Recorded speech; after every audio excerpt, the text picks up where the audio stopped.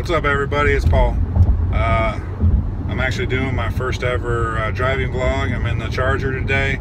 I'm not at work, which is a good thing. I'm actually out on the road, taking the car out for a test drive, trying out my new wheel spacers. Kind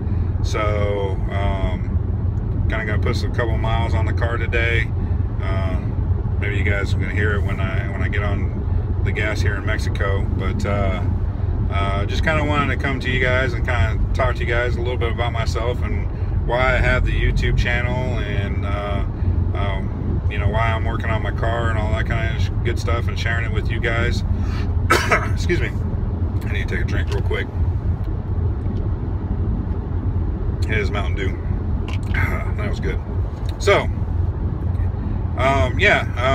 this is kind of why, kind of a little bit about myself and why I'm doing the YouTube channel, why I'm showing you guys the mods on the Charger. Again, I am a car guy. I've been a car guy all my life.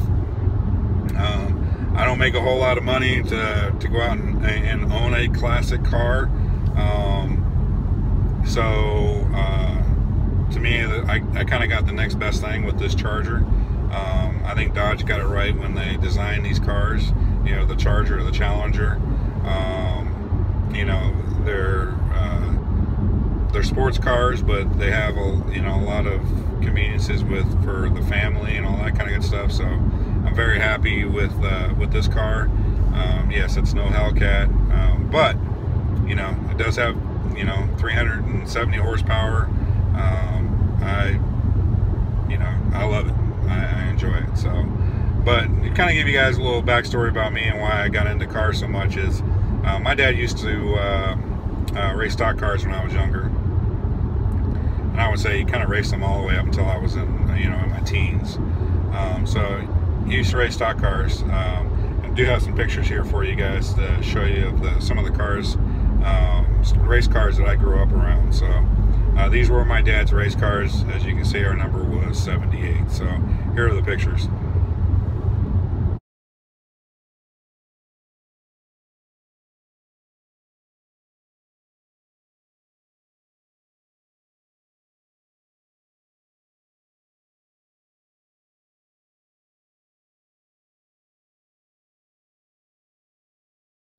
So there's the pictures of the race car.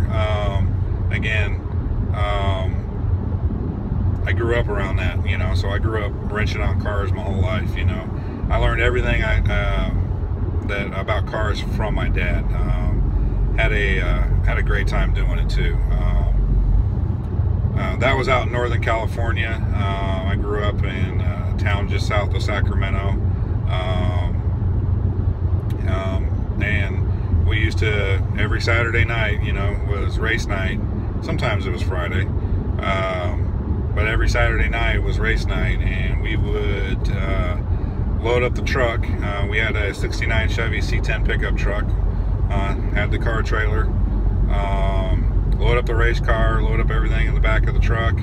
My dad had a flat top camper that he would put on the back for longer trips, and then he would put a mattress in the back of the truck, and that's where me and my sister would stay, or where we would be at while we were taking these longer road trips and stuff like that. So those were the good old days. That truck was part of the family. We put over 3 million miles on that truck easily. Not on the motor, of course. My dad, every year after the racing season was over with, he would pull the motor out of the race car, and then he would pull the motor out of the pickup truck. He would rebuild the motor from the race car and then put that into the pickup truck, and then he would take the motor from the pickup truck, rebuild that, and put it in the race car. So they were both standard 350s. He would do a couple of things to the motor that he would put in the race car to give it a little bit more horsepower, but I won't get into all that. But yeah, that's what he did. And again, I learned how to work on cars from him. Now, I can tell you right now, I don't know a whole lot about modern cars nowadays. I can probably rebuild an engine out of a modern car, but that stuff's pretty basic. But when it comes to the computers and stuff like that in cars, I have not a clue. And I think that's the way manufacturers want it nowadays. They want you to have to take it to these dealerships and get your car fixed, because back in those days when your car broke down, you didn't take it to the dealership. You end up fixing it yourself. You popped it in the garage, got on there, whatever was wrong with it, you figured it out. You figured out a way to get it fixed.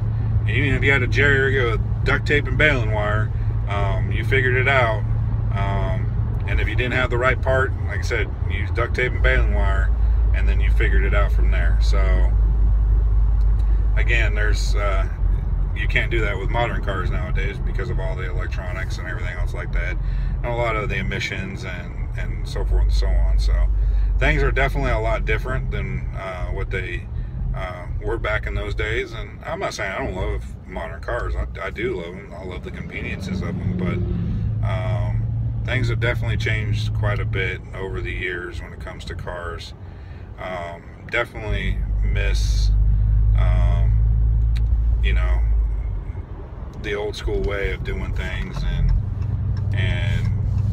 you know, having fun working on those cars and spending the time out there in the garage with my dad, and just enjoying life. You know, I mean, that was what it was about. And again, that pickup truck, you know, we put it over 3 million miles on it, but it was part of the family. Today, people change their cars out like they change their underwear, and you know, you don't get those same sentiments anymore. There are a lot of car guys and gals out there, but you don't get the same sentiment anymore like you used to on older cars. And I miss that. You know, I really do miss those times. I know things have changed over the years, but you know, I definitely miss those times. And you know, I just kind of wanted to share that a little bit with you guys. My first ever car was a 1976 Buick Skylark I bought out of the parting out section of the newspaper. And again, I'm kind of dating myself a little bit here, but I bought it out of the parting out section of the newspaper for 130 bucks. Brought it home. It had a little 232 6-cylinder in there. It was canary yellow with shit brown color interior, but I bought that car for 130 bucks, brought it home. My dad had an extra block sitting on the floor of the car. I pulled the little 6-cylinder motor out of the car. It had a broken timing chain, was what was wrong with it, and that's why the guy was getting rid of it. I pulled the motor out of the car and did a rebuild on the block that my dad had sitting on the floor of the garage, and we end up putting that motor in there after doing some messing around with the motor mounts a little bit, and drove that car to school on Monday. I bought it on Friday and I was driving it to school on a Monday. That's how easy those cars were to work on. I mean, it didn't take, you know, a rocket science degree to figure out how to do cars nowadays. And you know, for those guys that have gone out there and done it, hey, good for you. I mean, it's like I said, it's a very important skill nowadays for people to be able to work on these cars. And you literally almost have to have a serious degree in order to do that. And I mean, there's a lot of engineering that goes into the modern day cars. And don't get me wrong, I love the conveniences of them. They're a lot nicer than back in my day, but I still miss the fact that, you know, those cars were, you know, again, part of the family. And that to me that's what owning a car is about. That's why I have the Charger. That's why I kind of do the YouTube. This car is part of the family. My wife knows how much you know, I love it. It's the fourth love of my life. The first one's my wife, the second one's my son, third one's my dog, fourth one, hey, it's the car. Now, I did spend 20 years in the military, so you know, in God Country Corps, but I'm not in the Marine Corps anymore. So, you know, I still love the Corps, don't get me wrong, but it kind of dropped down a little bit on the list. But again, I love this car. I have a great time with this car. That's why I enjoy doing the mods and sharing those mods that I've done with you guys. I hope that kind of gives you guys a little bit of an insight to who I am. I hope you guys get into the cars like I do. Again, I have fun with them. Great time. Enjoy going out and riding with them. I love taking my wife out in the car, even though she never wants to be on YouTube. She enjoys riding in this thing. This is my first car that I've actually been able to afford in my life, that I can have this much fun with. So that's why I'm doing what I'm doing with it, and sharing the adventure with you guys on YouTube and all that kind of good stuff, because again, I've had a lot of fun with it, and enjoyed it. And I hope you guys have too. And you know, let me know what you guys would like to see with the car. If you guys have any thoughts. I don't really plan on doing a whole lot of performance updates on the car. You know, when I'm talking about, you know, motor and stuff like that, I kind of like it the way it is. The mods that I'm doing are more cosmetic mods, which is all that's doing is just kind of making this car my own, and they kind of an extension of me and how I like to see cars look and all that kind of good stuff. So that's all this is about. This is not, like I said, I'm not going to be adding, you know, a supercharger or anything else like that to the car. I don't need to. You know, this car is perfectly fine with the way it is. Again, I have fun with it. I have a blast with the car, and you guys will hear why in a second.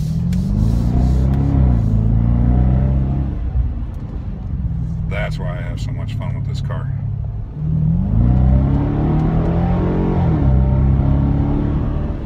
And by the way, that's with stock exhaust too, just so you guys know. That's why I don't really need to do anything performance-wise to the car. So I hope you guys like this video. Just kind of give you a little bit of insight of who I am and why I do what I'm doing.